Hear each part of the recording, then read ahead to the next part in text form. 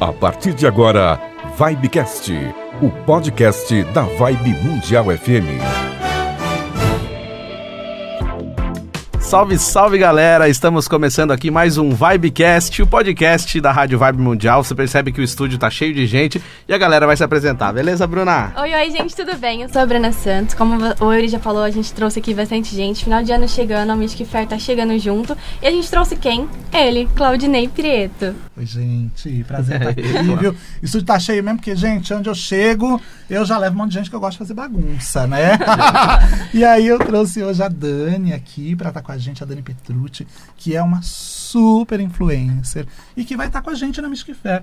É uma das nossas palestrantes que vai trazer temas muito legais, né, Dani Petrucci? Verdade, olá, pessoal, olá. Muito obrigada pelo convite, Clau. Sempre iluminando minha vida. Imagina, você ilumina a nossa, né? Vamos começar então com você, Claudinei. Vamos lá. Eu quero que você conte um pouquinho pra gente de onde você veio, né? Como você se iniciou no esoterismo, quando foi que você se sentiu bruxo? Eita, gente, é uma história tão longa, porque assim, eu nasci numa família ligada à espiritualidade, minha mãe era da Umbanda quando eu nasci, depois eu fui pro Candomblé, por opção própria, influenciado pela minha tia, que já era do Candomblé, mas eu era meio, como falo, né, meio brasileiro mesmo, que é aquela mistura de tudo, né? A gente é da Umbanda ou é do Candomblé, mas também acredita em inúmeras outras coisas, aí o povo da Umbanda casa na Igreja Católica, não vê nenhuma contradição em nada disso. Eu era mais ou menos dessa maneira, tá, gente? Uhum. E aí, com 12 anos, eu fiz meu primeiro curso de tarô, com 10 anos eu já tinha ganhado meu primeiro tarô, fiz meu primeiro curso de tarô com a Mônica Bonfilho, que já foi comunicadora aqui da Vibe, e durante muito tempo, né, ela esteve aqui na casa. E aí, com 16 anos, ao acaso, eu conheci a Wicca na festa de casamento dos meus primos, aonde eu encontrei os meus quem se tornou, né, que acabaram se tornando os meus iniciadores, e de lá pra cá não saí mais. Então, sei lá, são 30 anos da minha vida ligados à Wicca, à espiritualidade, mas veio mesmo dessa questão familiar, né, que me possibilitou conhecer uma diversidade incrível de caminhos espirituais, né? E até que cheguei na minha casa, que era a Wicca, que é a Wicca, né? Onde legal. Então, eu tava vendo também, né, um pouquinho da história do Claudinei, né? Vários vídeos no YouTube. Também tem um vídeo novinho de você cantando, assim, tem um palco cheio de gente. 18 anos. Novinho ali, magrinho, diferentão. Meu primeiro livro tinha 18 anos. E aí eu tava vendo os livros também, né? Assim, um dos seus livros, né? O que fala sobre a Wicca, né? O seu segundo livro, se eu não me engano, né? Religião da Deusa, ele é considerado, assim, um dos livros que popularizou a Wicca no Brasil, né? Que ela já existia, já tinha uma galera que tentou trazer para o Brasil, aí depois você ajudou a difundir mais ainda. Isso. E hoje você é um dos grandes nomes, assim, da Wicca no Brasil, né? Você que é bondoso. Porque a gente vê... Estou aqui para comprovar. E é legal, sabe por quê? Eu não sei se você sabe, cara, mas tem pesquisas, tem TCCs de faculdade, assim, e aí o Claudinei tá citado lá, e aí toda a história. Então, assim, hoje a gente vê que tem, por exemplo, na Mystic Fair, que daqui a pouco a gente vai falar um pouquinho mais, mas a gente vê, assim, o respeito muito grande que a galera tem com você, e toda vez que se fala em Wicca, se lembra de Claudinei Prieto. O Wicca, a religião da deusa, Uri, ele foi um divisor de águas no Brasil. Já tinha uma galera tentando fazer alguma coisa aqui. O pessoal disse que eu trouxe a Wicca para o Brasil, e eu sempre corri dizendo que é um equívoco, não fui eu que trouxe.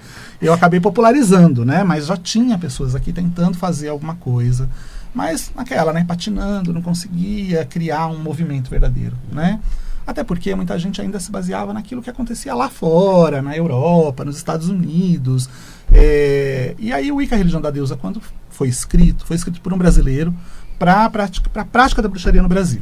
Então a gente acabou com aquela história de que você precisa de carvalho, você precisa de bétula, você precisa de umas ervas que nem tinha aqui, não vai ter nunca, né?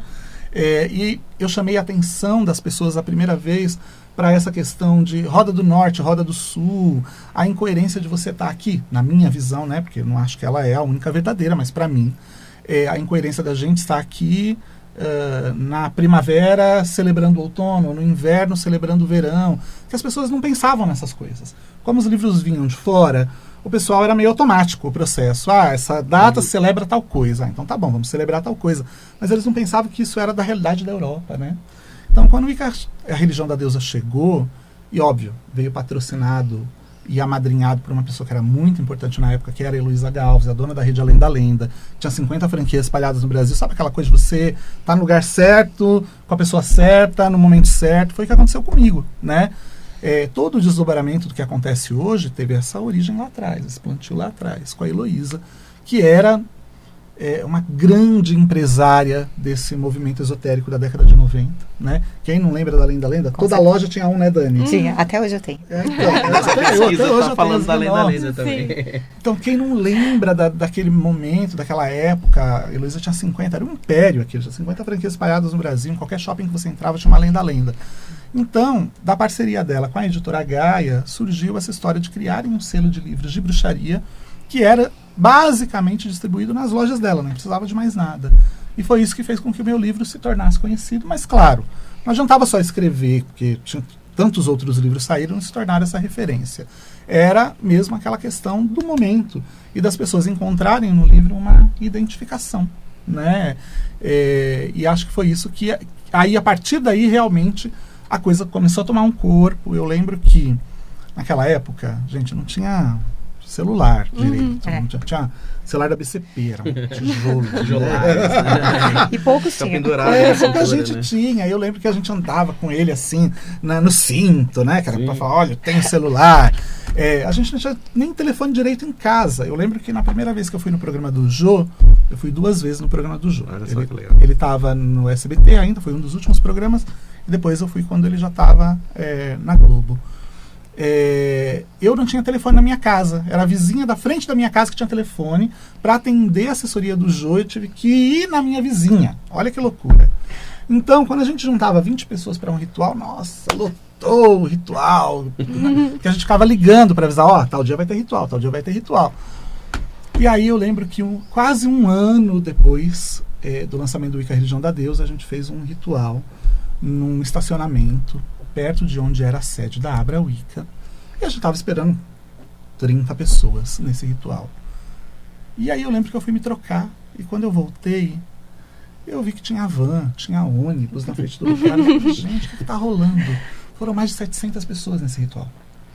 Aí eu falei, uau, isso daqui está ficando sério, né? Porque eu não tinha dimensão do que estava acontecendo. E de lá para cá, o movimento só cresce. A gente teve aí um abismo ali entre 2005, 2010, 2011, onde nada se publicava, e fui eu lá de novo, né, trazer livro para o Brasil e tal, e hoje você vê, dentro da área esotérica, o Wicca é a nova menina, a galinha dos olhos, dos olhos não, dos ovos, né, dos olhos, né, a menina dos olhos, a galinha dos ovos de ouro das editoras. Então, assim, a Wicca é um movimento mundial que só cresce, né? E é real aqui também no Brasil, e o Wicca Religião da Deusa foi um dos responsáveis por essa abertura. Então, assim, eu sempre corrijo as pessoas, não fui eu que trouxe. Eu ajudei a popularizar. A Wicca já existia, mas eu e o livro e uma série de coisas que eu acabei criando foram responsáveis pela criação do movimento. E você falou da Abra Wicca também, você foi o primeiro presidente, né, da associação da Abra Wicca. Eu fui o fundador e o primeiro presidente da Abra Wicca, fiquei de 1998 até 2003 na associação, que foi a primeira associação de bruxaria no Brasil. E hoje em dia ela é ativa? Existe, mas não está mais ativa, né? Porque também o propósito pelo qual a associação foi criado não tem mais uma necessidade hoje em dia. Na época tinha, que era se manifestar contra os estigmas negativos, dar assessoria jurídica para bruxos que sofriam muito preconceito na época, mães que perdiam guarda de filho, uma série de coisas, né? E não faz nem tanto tempo, assim, 20 anos, 20 e poucos anos. Então, na época, a associação tinha essa necessidade de existir. Eu lembro que a gente fez um movimento enorme, que foi capa de várias revistas, jornais, que foi uma manifestação nossa contra a bruxa queca da Xuxa, na época, que aquela imagem de bruxa ruim, era um personagem era ruim, má, ensinava as crianças a fazerem malcriação, tirar a meleca do nariz. Então a gente achava que ela perpetuava aquela imagem negativa. E na época a gente fez um movimento em que nós reunimos os pais bruxos, né, das crianças, em que elas enviavam um postal para a Xuxa. E aí falando que para ela parar com esse estigma negativo, tipo, né, bruxas são boas e tal. Eram postais que nós enviávamos. E aí isso foi matéria em vários jornais, revistas, foi capa da Contigo. Nossa. Você tem uma ideia na época. Eu tenho até hoje essas capas todas. Não sei o que aconteceu. Algum tempo depois a Xuxa suspendeu a Bruxaqueca. Legal. Você estava falando de ritual, me veio na cabeça o Museu da Bruxaria, que está ativo, né? Que você estava falando aí que a Associação da Bruxaria, infelizmente, caiu um pouquinho. Isso. Mas aí, o que a gente encontra lá no Museu da Bruxaria? Que eu vi que tem vários rituais, inclusive aberto ao público, né? Isso. O museu ele faz parte de um conglomerado ali. Então a gente tem o museu, o santuário e temos a loja dentro do museu, que é o de Religion. O museu surgiu da necessidade de eu pegar todos os meus artefatos e colocar num lugar porque não tinha mais lugar em casa. E aí a gente fez um movimento na internet para levantar fundos para a criação desse museu, para ajudar a gente a fazer esse museu. E aí movemos o santuário da Grande Mãe, que era ali na Rodrigues Alves, para o lugar onde hoje é o museu. Então, os rituais acontecem no santuário e o museu é um espaço, um acervo, em que as pessoas podem ir lá visitar para entender um pouco da história da bruxaria, né? A Dani, que está aqui, ela foi uma das colaboradoras com o projeto. Ai, que o museu legal. foi uma das doadoras. Inclusive, o nome dela é uma das estrelas que tá. A gente tem estrelas dos colaboradores que estão ali indo da escada pro caminho do museu. E, enfim, o que você achou do museu, Dani? Eu achei incrível como grande. Até vou aproveitar para dar um pouquinho a minha opinião, que eu também vim de família que gostava de espiritualidade, bruxaria, mas naquela época a gente não tinha acesso a informações fora da família. Então ficava muito difícil de lidar com isso. Foi quando o Claudinei surgiu E agora eu tô falando de uma visão de fora, né? Porque ele fala desse jeito, mas se não fossem... Porque assim, o Cláudio podia estar no lugar certo e na hora certa. Mas ele é diferenciado. Ele trata as pessoas de uma maneira diferente, ele é acessível, ele tem uma espiritualidade maravilhosa e ele estende a mão. Então eu acho que fez... Entende? Não é a pessoa que escreve um livro porque também lê um livro e passou pra frente. Ele vivencia, ele é aquilo. E... tudo que ele traz é sempre pensando na religião e nas pessoas que podem absorver com isso. Então, graças a ele, muitas bruxas e bruxos saíram do armário de vassouras. Hoje eu estou onde estou graças a pessoas como ele. E por mais que existiam outras pessoas na época, é diferente a tratativa em palavras, pessoalmente. Então, eu acho que quando a pessoa tem a estrela, quando ela vem com esse dom, é isso. Então, não poderia ser diferente com o santuário. Então, com o santuário e o museu. Porque lá no museu, primeiro, você entra em diversos momentos da história ali. Você consegue acessar coisas que você jamais imaginou ver na sua frente. Para quem não pode sair do país, para quem não pode vivenciar isso. Então, é literalmente uma viagem no tempo, na história, nos países, enfim. E o santuário ali também faz com que pessoas que amam a bruxaria, a Wicca, consigam acessar conteúdos e também rituais, porque tem gente que não tem nada, não consegue fazer nada, a mãe não gosta, não pode, e ele muito traz... adolescente que tem problema de não pode acender um incenso em casa, né? E são pessoas que são normalmente o bruxo e a bruxa, principalmente nesses tempos modernos, é aquele que não se encaixa em lugar nenhum, e ali ele é acolhido. Entende? Então, ali ele entra e ele quer estar em todas as festas, né? Verdade. Já vira carteirinha de literalmente. Todo final de semana, parece missa. É isso. E a gente brinca, mas é algo que muda totalmente a vida de um adolescente, de um jovem e de nós. Eu que já estou com uma idade não muito, um pouco, talvez, avançada. Mesmo a nossa vida, ela sempre é tocada de alguma maneira. Por isso que eu falo conteúdo de qualidade, com estrutura, com fundamento, mas trazendo todo esse carisma, toda essa energia positiva, sempre pensando nas pessoas e no que a religião poderia fazer pelas pessoas. Então, é isso que eu acho que é demais e ele não para, entendeu? Legal. E esse museu, até quem veio do Metallica veio aqui visitar o museu. Então, todo mundo que pisa no Brasil dá um jeito de chegar no museu. Se tornou um ponto de encontro, né? Porque acabou se tornando um ponto pitoresco, porque é um museu de bruxaria e magia no centro de São Paulo, num dos bairros mais importantes de São Paulo, que é ali a Vila Mariana. A gente não tinha, é o terceiro museu de bruxaria do mundo, de bruxaria religiosa, né? É demais isso. É demais, ser no gente. Brasil, gente, porque Muito assim, orgulho. sabe que quando eu comecei na bruxaria, a bruxaria já era muito estabelecida, né? Na Inglaterra, nos Estados Unidos, no Canadá, na Austrália, estava começando. Mas, tipo, o Brasil, como tudo da América Latina, é invisibilizado. Então, tinha aquele preconceito de que não existia bruxaria abaixo da linha do Equador. Tinha esse preconceito. Era tipo como se a gente não existisse. O que tem no Brasil? Só tem macumba, né? Não tem bruxaria, não tem Wicca, né? E hoje, a bruxaria do Brasil é uma das bruxarias, é referência mundial. Respeitada no mundo inteiro. E a gente tem um movimento muito mais forte hoje de bruxaria do que a Inglaterra, onde a bruxaria surgiu, né? Aqui no Brasil. Você tem ideia que a gente tem em torno de 2% da população brasileira ligada à bruxaria de alguma maneira.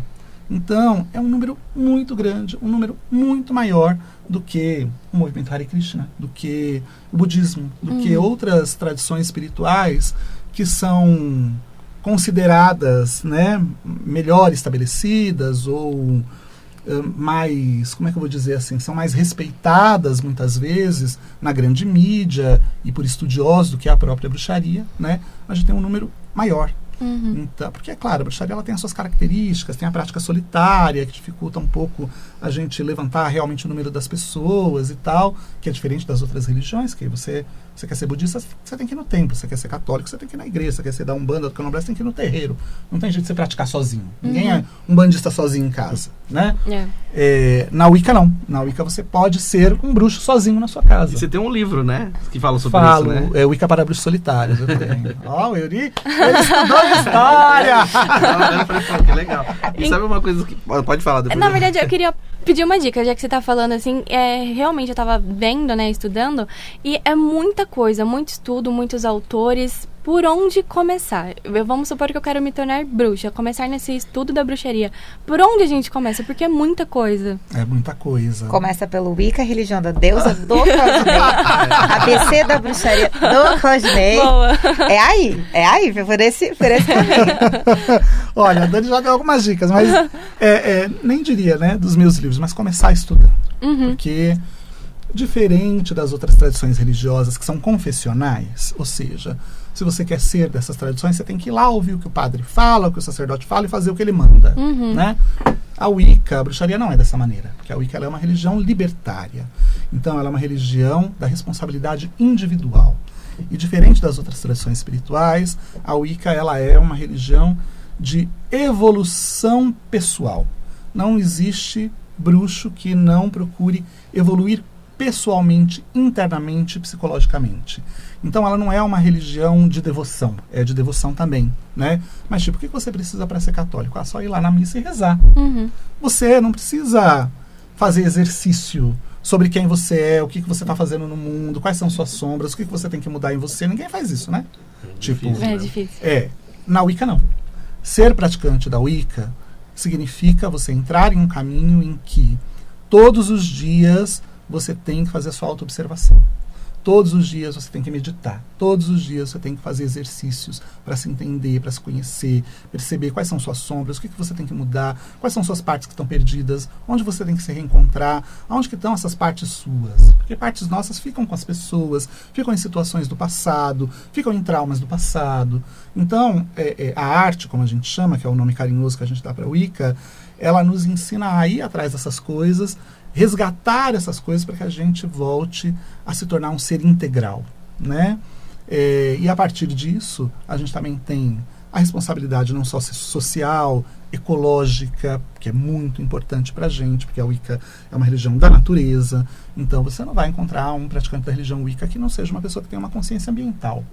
Isso faz parte do ethos da religião, da base da religião, né? Aliás, os primeiros ambientalistas do mundo são bruxos, né? A primeira pessoa que estabeleceu o conceito que acabou se tornando conhecido cientificamente como a teoria de Gaia, pelo Lovelock, foi um cara chamado Oberon Uzel, que é um bruxo que criou essa teoria, que estabeleceu essa teoria, que ele chamou de teagênesis, muito antes do Lovelock. Então, ou seja, bruxos estão na vanguarda do tempo e da preocupação que está acontecendo no mundo, social, ambiental, político, né? Há muito mais tempo do que toda essa galera que está começando agora. Para você ter uma ideia, por exemplo, na década de 70, início dos anos 80, bruxos já eram presos por se manifestar contra, por exemplo, o livre comércio, contra todas essas coisas que hoje a gente percebe que fazem mal para o mundo da globalização, né? A Starhawk, por exemplo, que é a autora da Dança Cósmica das Feiticeiras, ela foi uma pessoa que foi presa porque no primeiro Congresso Mundial Econômico que teve, ela foi junto com a galera dela se manifestar lá na frente do World Trade Center nos Estados Unidos, dizer que isso era um grande mal para o mundo. Então, assim, a gente está muito preocupado com o que está acontecendo. A gente já sabia o que ia acontecer com o mundo há muito tempo. E é por isso que a gente dizia que a bruxaria era uma das alternativas para salvar o planeta, né? E eu lembro que lá na década de 90 a gente já falava do que poderia acontecer, do que está acontecendo. E a bruxaria como um caminho viável para trazer conscientização para a humanidade, né? Pena que a gente não conseguiu. Mas vamos conseguir. Né? Mas estamos aí, né? E no começo do programa você falou também sobre o brasileiro pegar um pouquinho de cada religião, é meio que um self-service de religião, né? Ele vai ali, pega uma coisa que ele gosta, eu gosto de fazer meditação, mas eu gosto de rezar, mas eu gosto disso. Assim, essa popularização também, né, da parte da bruxaria com esses filmes pop tipo Harry Potter, que deixa a imagem do bruxo mais leve também, porque a gente cresceu vendo que as bruxas eram ruins nos filmes de contos de fadas da Disney, né? Tipo, a bruxa ruim, bruxa feia. E aí depois a gente vai aprendendo que as bruxas são bonitas, que os bruxos são bonitos, são jovens. E aí essa popularização também, de alguma maneira, ela não pode trazer alguma coisa negativa no sentido assim, de achar que, por exemplo, assim, eu posso pegar qualquer coisa da bruxaria sem seguir essa doutrina, sem, simplesmente, não, eu sou bruxo, eu simplesmente falo que eu sou bruxo agora, porque eu sou fã do Harry Potter e agora eu sou bruxo. Tipo assim, isso não pode trazer também, de repente, alguma maneira, alguma coisa pejorativa também do sentido, nesse sentido assim, de, eu posso falar qualquer coisa porque eu sou bruxo agora, assim, sem o respeito do estudo, que nem você falou. Você acha que não pode trazer alguma coisa negativa também? A Dani tá rindo. A Dani gostou. Aguentei. O que você acha? Eu acho que sim. Que hoje todo mundo é bruxa, né? Todo mundo quer ser, né? O que você faz? O mundo tá acabando, eu vou pegar uma turmalina negra e vou resolver meu problema. Isso. Não. É o tal do jovem místico, né? Que agora o pessoal que surgiu essa terminologia. É a melhor explicação. Pra falar dessas pessoas. Eu acho assim, Yuri. Eu acho que isso acontece em tudo. Não é só na bruxaria. É verdade. Né? Você sabia que tem padres católicos falsos que não são padres de verdade? Que estão até em paróquias, fazendo ali batismo, casamento e tal, e que são falsos. Nunca entraram no seminário, né? E isso é real em tudo. Se é na Igreja Católica, que é uma instituição milenar, política, em que você tem toda aquela estrutura séria, rígida, que existe dentro, e organizada, né? Porque eles são um modelo de organização para o mundo. Aliás, não sei se vocês sabem, mas o marketing surgiu com a religião católica. A gente estuda em publicidade isso, né? O que hoje a gente chama de marketing, a religião católica já fazia há 2000 anos. Então, eles são os primeiros marqueteiros da humanidade. Os primeiros criadores de franquia, de franchising. Porque as igrejas, elas são franquias. Sim, né? Acaba sendo... Então, ou seja, eles já faziam há 2000 anos o que as pessoas começaram a fazer agora. Se acontece com eles, imagine com a gente, que é uma religião totalmente desestruturada, uma religião desestruturada, assim, não é que não é séria, né, gente? Mas, tipo, não tem um núcleo central, né? Você não tem o Vaticano da Wicca. Uma entidade máxima para que todo mundo responda para ele. Você não tem o Vaticano da bruxaria. Você tem, as pessoas, elas são as suas lideranças locais, dentro das suas próprias comunidades. Eu sou a minha liderança da minha comunidade, a Dani é a liderança da comunidade dela, e não existe ninguém acima da gente naquela comunidade, né?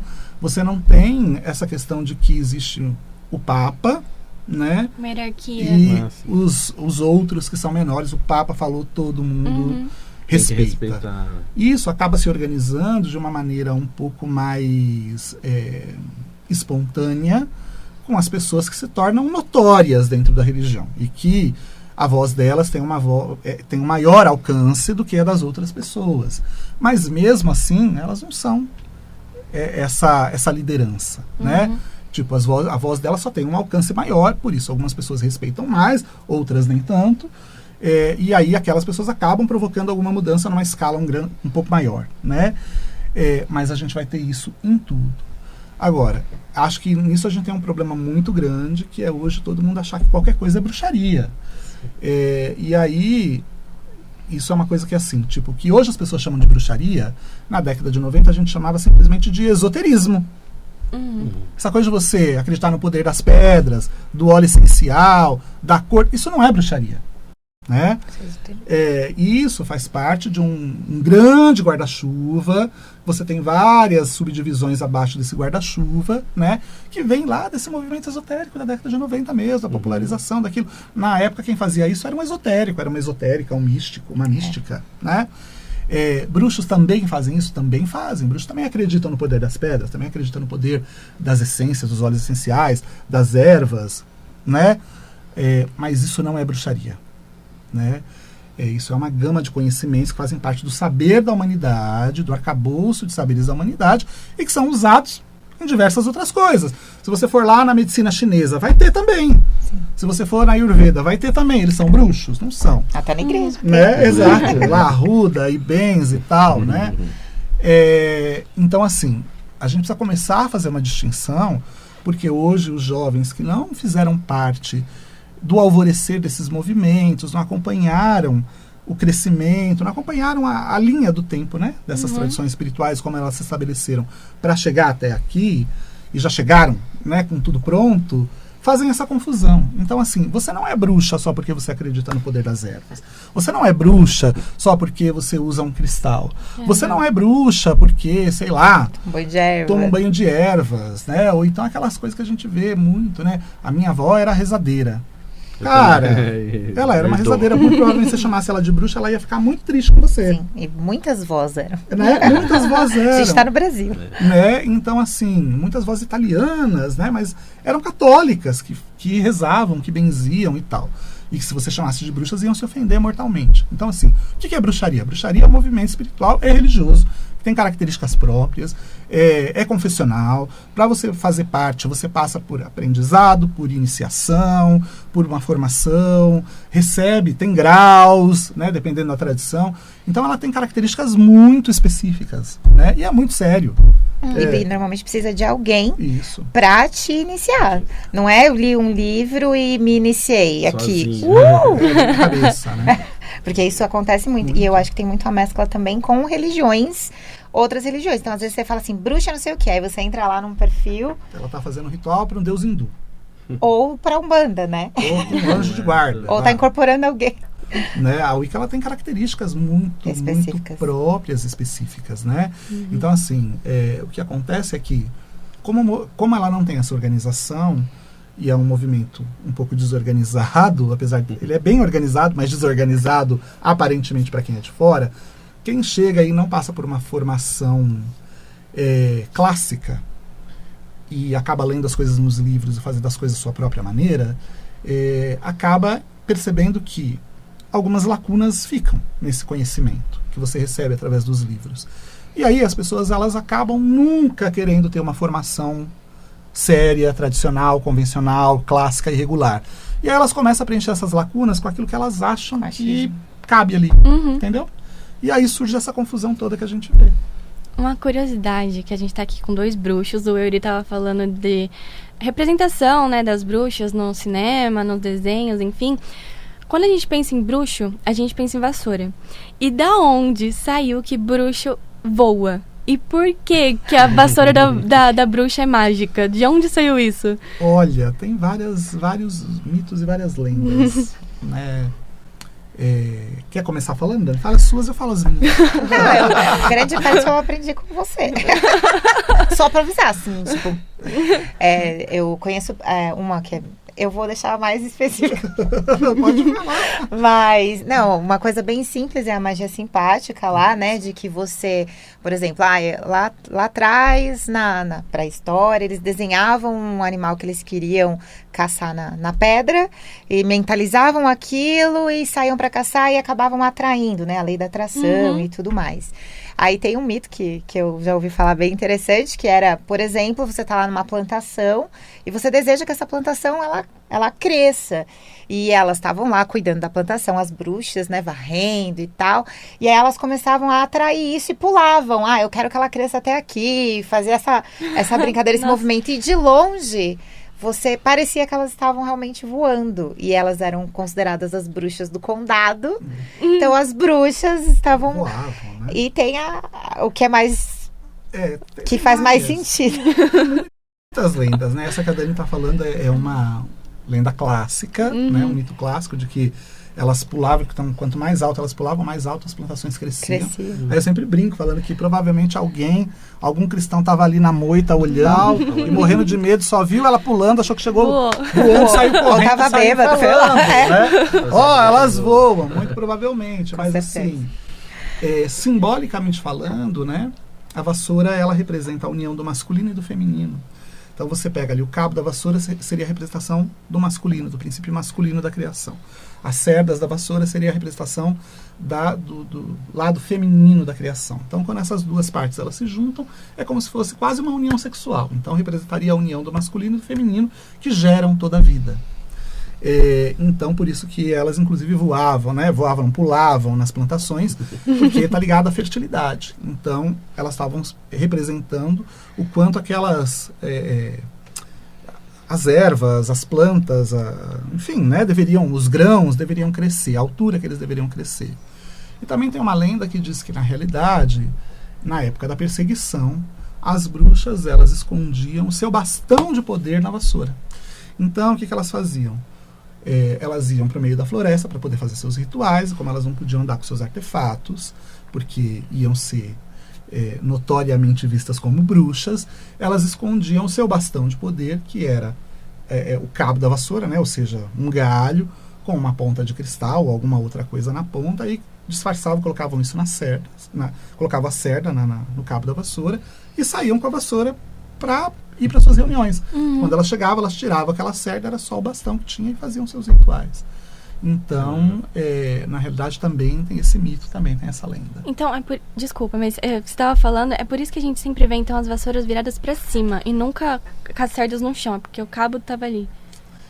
Isso também, mas aí também tem um outro mito, uma outra lenda, que na realidade o lance de que as bruxas voam não era exatamente o voar físico, mas um voar psíquico, um voar mental, provocado por ervas alucinógenas que eram colocadas na ponta do cabo da vassoura, com o qual, né, elas montavam em cima daquela vassoura, aquela frição com a pele da vassoura, com a mucosa, provocava alucinações. Que é o famoso voo das feiticeiras. Isso, o famoso voo das bruxas. Entendi. Então, que não era um voo real, era um voo provocado por alucinações. Entendi. Também há esse mito.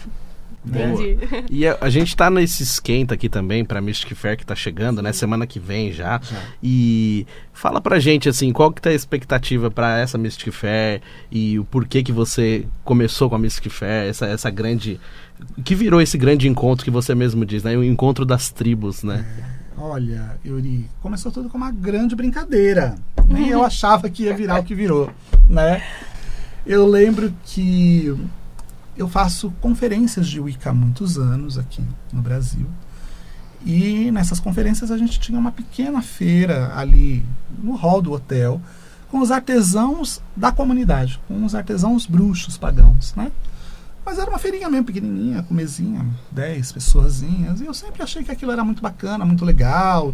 Tinha gente que não se inscrevia para participar da conferência, mas ia só para visitar a feira, né? Então, quer dizer, já tinha uma necessidade, né, de algo nesse sentido, uma carência de produtos, de oferecimento de artesanato e tal. Mas, enfim, eu achava aquilo interessante, mas não sabia como criar nada, né? Não tinha tido nenhuma ideia de uma feira maior. E aí eu fui convidado para uma feira, para palestrar em uma feira na Espanha, chamada Magic International, em Barcelona. E aí quando eu cheguei nessa feira, falei, nossa, que bacana isso daqui, né? É uma Bienal de espiritualidade. Falei, poxa, que bacana, que legal se tivesse isso no Brasil, né? Precisava ter. E voltei para cá, e achando que, tipo, um dia ia aparecer um empresário, alguém que ia fazer essa feira. Eu não me via como empresário, né? Eu era sacerdote, bruxo, escritor, e achava legal. Se alguém fizesse, que bacana, vou lá palestrar, vou lá aproveitar, vai ser muito legal para todos nós. E se passaram, sei lá, 3 anos, quase 4 anos depois disso, dessa experiência que eu tive, e ninguém fez nada. ninguém fazia nada. E eu pensava, bom, se ninguém fez é porque não dá certo, né, gente? Eu pensava comigo, tipo, né, essas empresas fazem estudos caríssimos, contratam pesquisas super caras para saber no mercado o que é viável ou não para se criar esses eventos. Então, é porque não tem público, isso não vai dar certo, não dá certo, né? Falei, que pena. Tá bom. Aí um dia eu tava ali, onde hoje é o São Paulo Expo, que na época era Centro de Exposição Imigrantes, aí eu passei de carro, e aí tava assim, Feira da Sucata. Falei, gente, tem feira até de lixo, ninguém faz uma feira esotérica, não é possível. Aí eu lembro que, tipo, eu passei, eu falei assim, eu vou fazer. E aquilo ficou na minha cabeça. Aí não entendia nada de feira, nada, né? E aí comecei a pesquisar. Como é que faz feira, o que tem que fazer, qual é o passo a passo. Fui fazer curso do Sebrae, baixei apostilas. Fiquei ali 1 ano ruminando aquela ideia, quase 1 ano. Eu falei, acho que agora estou pronto. Né? Mas eu morrendo de medo, né? Eu falei, gente, será que isso vai dar certo? Se ninguém fez isso, não vai dar certo. Falei, bom, não vou fazer num centro de convenções, porque não vai ter gente. Eu já pensei. Vai ser muito grande. Vai ser um fiasco. Aí eu falei, vou procurar um lugar que tenha a tradição de receber feira, mas que seja um lugar menos formal. E aí, nisso, eu cheguei na Unixul, na Universidade Cruzeiro do Sul, Jardim Anália Franco, que na época recebia a Anime Friends. Falei, que é uma faculdade. Anime Friends. Tem Anime Friends, eles fazem feira. Acho que, né, dá pra fazer alguma coisa. Fui lá conversar com eles, conhecer o lugar e tal. Aí, imagina, há 13 anos, né? Porque a gente tá na 12ª Mystic Fair, porque não teve no ano da pandemia, mas seria a 13ª. Aí, cheguei lá há 13 anos. Aí perguntei, então, eu queria fazer uma feira aqui e tal, pá. Aí eu quanto que custa? Aí o cara falou, R$10.000 na época. Há 13 anos, R$10.000, tipo, era 100. Uma consequência. Entendeu? Era muito dinheiro. Aí eu falei, R$10.000. Com aquela cara de que tava tudo certo, né? Falei, tá bom, a gente pode fechar o contrato, mas eu posso ir te pagando aos poucos? Né? Mês a mês? Pode, claro. Eu fiz a primeira Mystic Fair com 3 meses de antecedência. Ou seja, eu fiz tudo. Vender os lugares, fazer divulgação da feira com 3 meses. E pagar com 3 meses. E aí eu pensei, né? Convidar meus amigos. Tenho muitos amigos que são esotéricos muito famosos, pessoas que eu fiz ao longo da minha vida, amizade. E legal, vai ser bacana. Falei, com o meu nome, consegui colocar umas 1.000 pessoas aqui. Tá bom, né? 1.000 pessoas, é um número legal. Vamos abrir as portas, né? E aí eu com sempre aquele pensamento. O movimento esotérico acabou, morreu, as lojas fecharam, as empresas faliram, né? Naquele ano, inclusive, da Mystic Fair, tinha falecido a Heloísa Galves, minha amiga. Não tinha mais Além da Lenda. Não tinha mais Além da Lenda, porque inclusive ela faliu. Então ela morreu em março daquele ano, a feira foi em junho. E eu assim, gente, isso não vai dar certo, isso não vai dar certo. Eu falei, se não der certo, eu vou ter que mudar de país. Não vai ter outra solução. Acabou o meu nome, que era a única coisa que eu tinha. Era o meu nome, né? Bom, chegou o grande dia. Fiz a feira. Um monte de problemas, né? Porque eu não sabia como estruturar a feira. Tipo, peguei um dia de montagem, não era suficiente. Enfim, todos os erros possíveis e imagináveis. Mas abrimos a feira. Quando nós abrimos a feira, Euri, nós recebemos nos 2 dias de feira mais de 10.000 pessoas. Nossa. A faculdade não tinha estrutura nenhuma para receber o evento. Coisas que Claudinei causa. Cara, não tinha Faz as estrutura, coisas Dani. lotarem. A faculdade tinha uma lanchonete, um estacionamento que, sei lá, cabia 80 carros. Banheirinhos pequenos. Não tinha nada, não tinha estrutura. E filas e filas e filas para as pessoas entrarem, para estacionar os carros. Aí do lado é o shopping, né? O Jardim Anália Franco, que foi o que nos salvou. Então as pessoas deixavam o carro no shopping, desciam a pé para entrar na feira. Olha, um caos. Um caos. Maravilhoso. Mas todo mundo feliz. Que bom. Todo mundo sorrindo, todo mundo agradecendo. Que legal, que maravilhoso. Nossa, que sonho. Falei, meus deuses, né? Falei, olha aí, o povo estava aí, eles só estavam órfãos. O movimento está aí, as pessoas estão aí, né? E aí veio o segundo ano. Falei, ainda acho que não é hora de ir para um centro de convenções. Antes tivesse ido. Porque foram 16 mil pessoas. Nossa. E assim, cresceu. Já no terceiro ano não tinha mais jeito. Aí a gente foi para o São Paulo Expo, que na época ainda era Imigrantes. Foi onde surgiu a ideia, né? Na realidade. E foram 24 mil pessoas. E assim, a feira cada ano ela cresce. Né? Ano passado mesmo, em meio à pandemia, estava lotada. Com certeza. E foi maravilhoso. E foi maravilhoso, né? Acho que deu assim Ai, foi tão bom. um novo fôlego, né? Para todo mundo, que a gente tinha passado 2 anos muito tristes, presos, todo mundo ali e tal. A feira foi uma injeção de ânimo para as pessoas, né? E foi assim que a feira surgiu e se tornou o que se tornou. Mas eu achei que a gente ia juntar só 1.000 pessoas. Eu não tinha nada, não sabia nada. Não tinha nem empresa aberta, nada. Aí depois eu fui, obviamente, né, me formalizando, fiz a Preto Produções e tal. E hoje a feira é o que é, todo mundo conhece. Gigante, né? Gigante. A gente está em BH, Rio que de lançamos Janeiro. ano passado. Em BH foi um sucesso. Foi. Demorou 2 anos para lançar por causa da pandemia. Marca, desmarca, mas saiu, né? Teve gente que entrou e chorou. Vocês não estão De tanto entendendo. que Nossa. Porque Esperou, queriam né? muito esse movimento. E não foi porque chorou que viu o Clau ou alguém. Chorou porque estava Acontecendo. naquele Tava movimento. vendo acontecer um movimento. E porque tava vivo também, eu acho, né? Pode ser. A gente, né? Estou vivo pra ver, né? Não é isso, tipo, pô, quanta gente morreu, né? Chorou, foi. Aí tem Rio de Janeiro, que Rio sim está na 13ª, porque aconteceu todos os anos, inclusive nos Mesmo anos na da pandemia. pandemia. Então, ela, né, que maravilhoso. foi maravilhoso também. Essa aí é potente. E ano que vem a gente está chegando em Brasília. Boa. Né? E você estava falando aí da 12ª, né, edição, que vai acontecer agora dia 10 e dia 11 de dezembro. Inclusive a Vibe Mundial vai estar lá, viu, gente? Nossa apoiadora. Isso aí.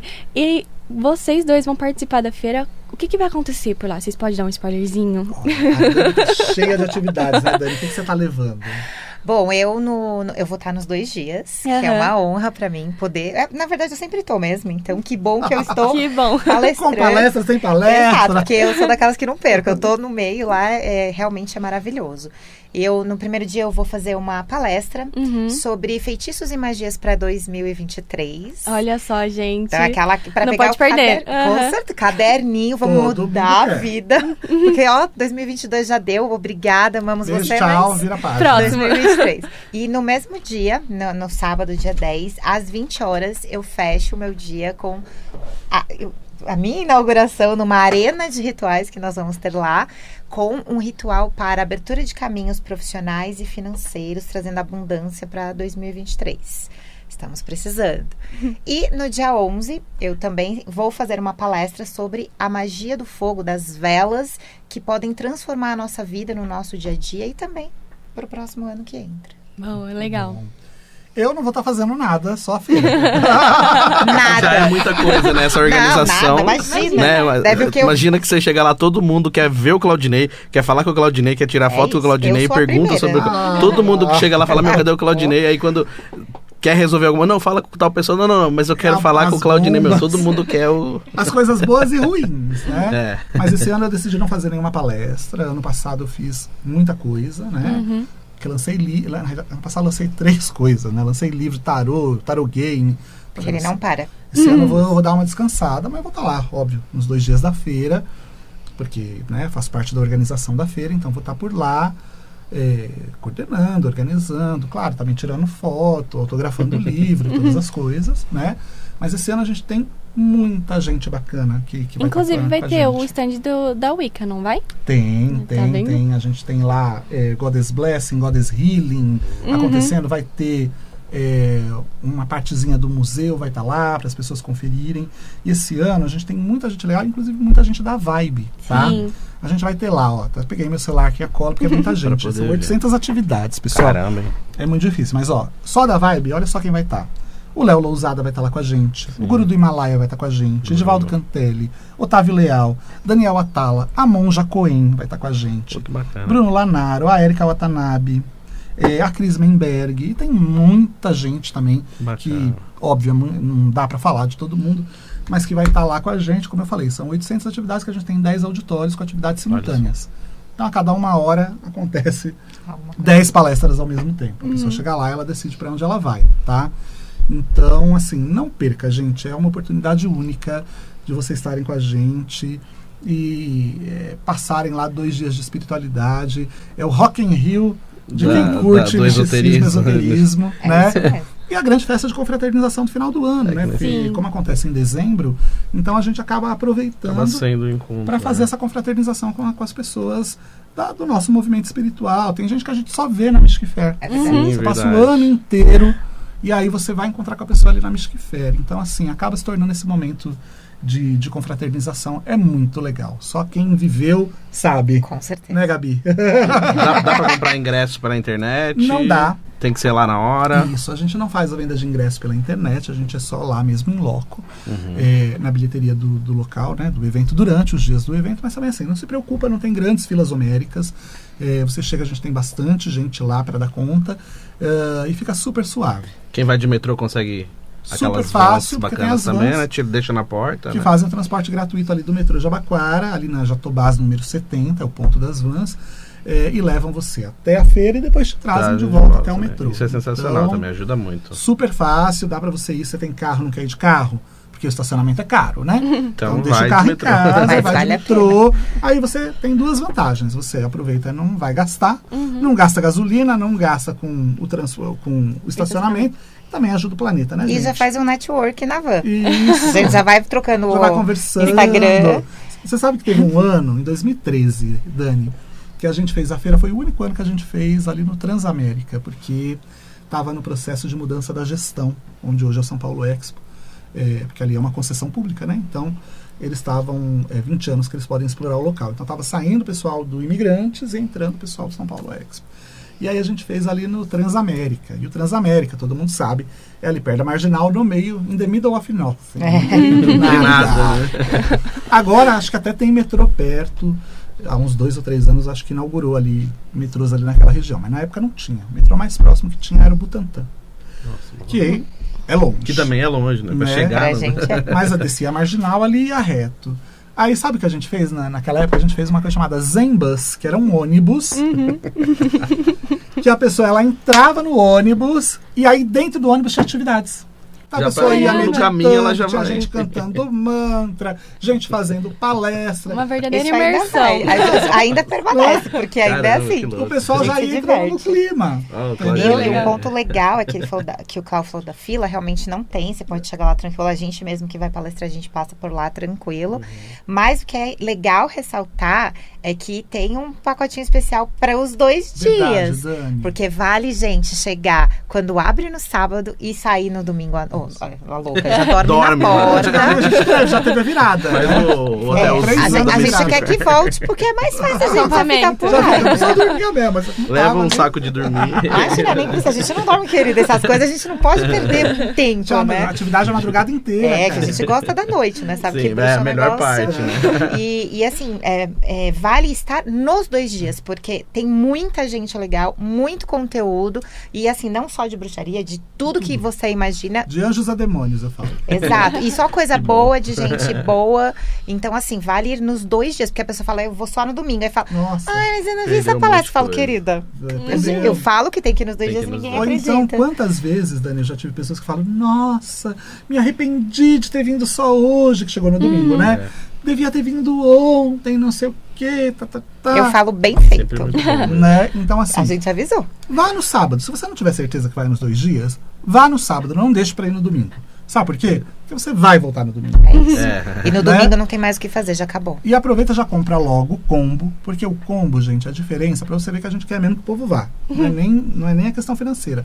A diferença é de R$5. Com R$5 a mais na compra do ingresso, ela aproveita os 2 dias. Aí. Então, tipo, se você não sabe, compre o seu combo, porque você vai voltar no dia seguinte. E pode levar filho, todo mundo, porque Mãe, tem tio. evento, tem pra todo mundo ali. Uma fala importante da Dani é isso. Se você quer astrologia, tem astrologia, tem Isso. tarô, tem cristal, tem incenso. A gente tá falando aqui de bruxaria porque a gente tá com 2 bruxos, mas Isso, tem de sim. todos os gostos, Tem viu? tudo, mestre ascensionado, terapias, É. quem não curte muito espiritualidade, tem a parte terapêutica, Tem de tudo, gente. Budismo. Tem bastante coisa. A gente vai estar lá, vai ter Yuri, vai ter Vai Bruno. ter- Vai ter todo mundo.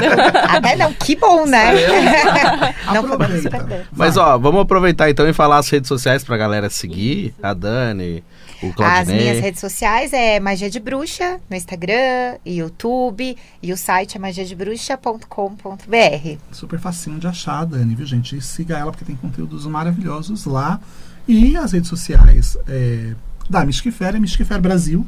Acha em todos os lugares, no Facebook, no Instagram, no YouTube não, porque tem o canal do YouTube da feira, né? Bom, mas eu falo o tempo todo, então no meu vocês vão encontrar. Vai lá. Tem um pedacinho lá. Tem, com certeza. Mas a gente tá no Instagram e no Facebook. E o meu canal é Claudinei Pereira também, em tudo quanto é lugar. Facebook, Instagram, YouTube, TikTok. Todas as redes. Ó, então, Todos. galera, já Que segue aí. horror! Com certeza vocês já devem seguir, né? Mas quem não segue ainda, então aproveita pra seguir. E a gente tá também no Cortes da Vibe e também Vibe Mundial, Vibecast lá no YouTube. E tem o nosso Instagram também, né, Isso é Bruno? o Vibe Mundial. Acho que você confundiu aí um pouquinho. É muitas coisas. Voltando, Mas né? procurando o Vibe Mundial, você encontra a gente em qualquer plataforma. Muito Isso bom, aí. beleza. A gente fica por aqui, gente. Até a próxima, viu? Tchau, tchau. A gente espera você na feira. Obrigado, gente.